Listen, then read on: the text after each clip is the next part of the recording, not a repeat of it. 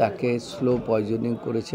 আমরা কয়েকবার তার সাথে ওখানে সাক্ষাৎ করেছি। দুটি মামলা আনলেন, একটা জিয়া চ্যারিটেবল ট্রাস্ট আর একটা জিয়া অরফানেজ ট্রাস্টের মামলা।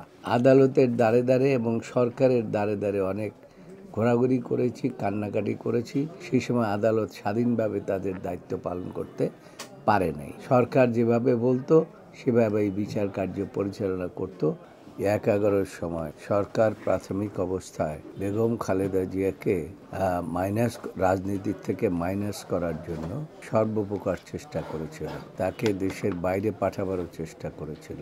শেখ হাসিনা বাইরে গিয়েছিল, কিন্তু বেগম খালেদা জিয়া বলেছিল যে আমার বিদেশে কোনো বাড়িঘর নাই, কোনো সম্পত্তি নাই, কাজেই এই দেশকে আমি ভালোবাসি, এই দেশের মানুষ আমাকে ভালোবাসে, আমি এই দেশের মানুষকে ভালোবাসি, কাজেই তাদের ভালোবাসা নিয়েই আমি এই দেশে থাকতে চাই, আমি বিদেশে যেতে চাই না। তখন ১/১১ সরকার তার বিরুদ্ধে একটি দুর্নীতির মামলা আনলেন। সেটা হচ্ছে দুটি মামলা আনলেন, একটা জিয়ার চ্যারিটেবল ট্রাস্ট আর একটা জিয়া অরফানেজ ট্রাস্টের মামলা।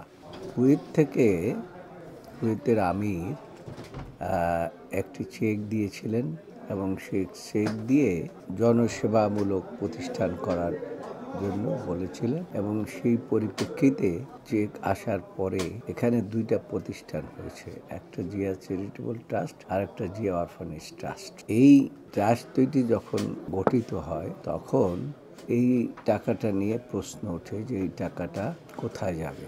তখন এই টাকাটা জিয়া অরফানেজ ট্রাস্ট এবং জিয়া চ্যারিটেবল ট্রাস্টের নামে দেওয়া হয়েছিল এবং গচ্ছিত ছিল।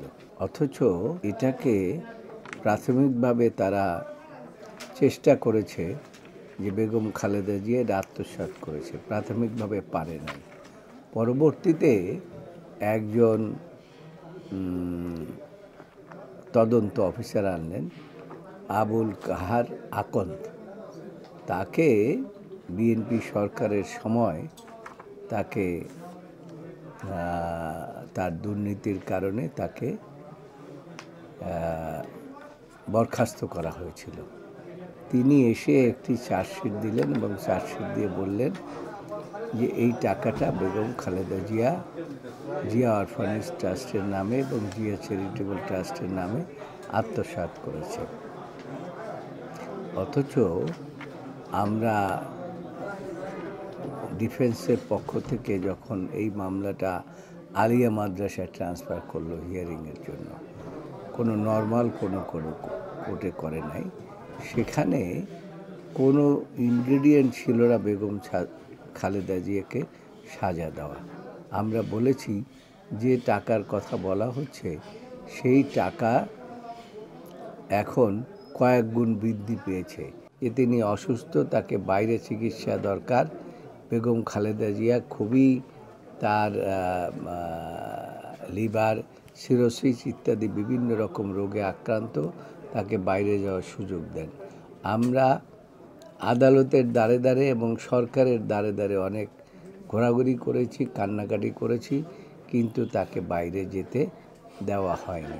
সেই সময়কার যে আদালত কেন দেওয়া হয় নাই এবং সেই সময়কার আদালত 5 বছর 10 বছর করলো এবং তারা বেল দিল না, অথচ অন্যান্য কেসে এই ধরনের কেসে বেল হয়ে যায়, কিন্তু বেগম খালেদা জিয়াকে বেল দিল না। এর একটা মাত্র কারণ হলো সেই সময় আদালত স্বাধীনভাবে তাদের দায়িত্ব পালন করতে পারে নাই, অর্থাৎ সরকারের একটা হাত আদালতের উপরে ছিল।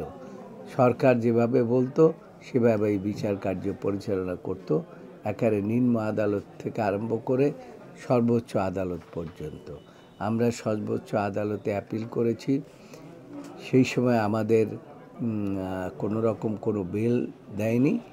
এরপরে পরবর্তী পরিস্থিতিতে শেখ হাসিনা সরকারের পতনের পরে 5ই আগস্টের পরে আমরা এই মামলাটি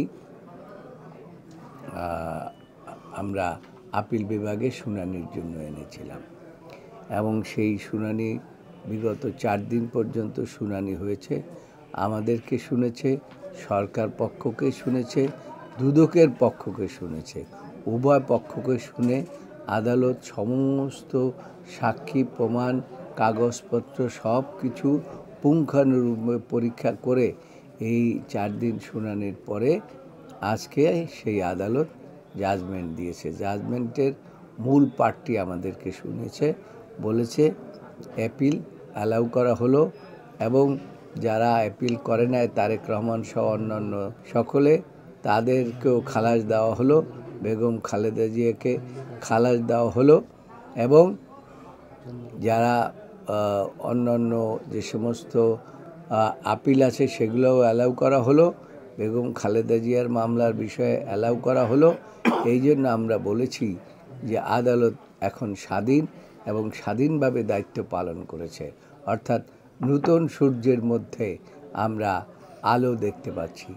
সেই আলোতেই আমরা এখন আলোকিত। বেগম খালেদা জিয়া যদিও এখন চিকিৎসার জন্য দেশের বাইরে অবস্থান করছেন, কিন্তু তারপরেও আমরা মনে করি তার জীবনের যে এই যে এতটি বছর যে গেল, এই জন্য দায়ী হচ্ছে ফ্যাসিস্ট সরকার এবং এই ফ্যাসিস্ট সরকারের সেই কারণে এই ফ্যাসিস্ট সরকারেরও বিচার হওয়া উচিত। এমনকি যে অ্যাকাউন্টটা খোলা হয়েছে সেই অ্যাকাউন্ট থেকে ব্যাংকের লোক এসে সাক্ষী দিয়ে বলেছে যে সেখানে বেগম খালেদা জিয়ার কোনো স্বাক্ষর ছিল না, তিনি কোনো স্বাক্ষর দেন নাই। তো এত সত্ত্বেও বেগম খালেদা জিয়ার নামে সবসময় হাসিনা সরকার বলতো যে এতিমের টাকা মেরে খেয়েছে। আসলে ওই টাকা ছিল গচ্ছিত টাকা এবং ওই টাকা পরবর্তীতে এই মামলার ট্রায়াল অবস্থায় 8 কোটি টাকায় রূপান্তরিত হয়েছে। সেই মামলায় বেগম খালেদা জিয়া সহ আরও তারেক রহমান সহ আরও অনেককে সাজা দিয়েছেন এবং সেই সাজায় 1918 সনে বেগম খালেদা জিয়াকে একটি ওই অন্ধকার কূপ যে আছে যেখানে কোনো মানুষজন থাকে না, সেরকম একটি জায়গায় তাকে সাজা দিয়ে সেখানে স্থানান্তর করলো, সেটাকে কারাগার হিসাবে পরিণত করলো 2018 সালে। তিনি যখন গেলেন তিনি কিন্তু সুস্থ মানুষ গেলেন, হেঁটে হেঁটে গেলেন এবং পরবর্তীতে তাকে স্লো পয়জনিং করেছে। আমরা কয়েকবার তার সাথে ওখানে সাক্ষাৎ করেছি, দেখতেছি যে তার বাম হাতটি সে নাড়াতে পারছে না। তিনি বলছে এরা কী ইঞ্জেকশন দেয়, কী খাওয়া দাওয়া দেয়, এটা আমি বুঝতে পারি না। তখন বেগম খালেদা জিয়া দিনে দিনে অসুস্থ হয়ে পড়লেন। অসুস্থ হওয়ার পরে আমরা আদালতের কাছে আসলাম যে আদালত বেলের জন্য, আদালত বেল দিলেন না দিয়ে তাকে চিকিৎসার জন্য পাঠালেন পিজি হসপিটালে। পিজি হসপিটালে যখন তিনি গেলেন তখন তিনি হুইল চেয়ারে করে যেতে হয়েছে, এত অসুস্থ তাকে ওই অন্ধকার কূপের মধ্যে তাকে বানিয়ে ফেলেছে। যাই হোক, তো সেই সাজার ব্যাপারটি যখন হাইকোর্টে আসে, জিয়া চ্যারিটেবল ট্রাস্টের সাজা 5 বছরের সাজা সেটা 10 বছর হয়ে যায় এবং হাইকোর্ট ডিভিশন সেটা একতরফাভাবে 10 বছর করে ফেলেন। আর 5 বছরের সাজা সেইটা বহাল রাখেন যে আরেকটিতে অরফানেজে 7 বছরের সাজা দিয়েছিলেন, সেটা বহাল রাখেন। আমরা এই সবগুলো বিষয়ের উপরে আমরা আপিল আদালতে আপিল দায়ের করি।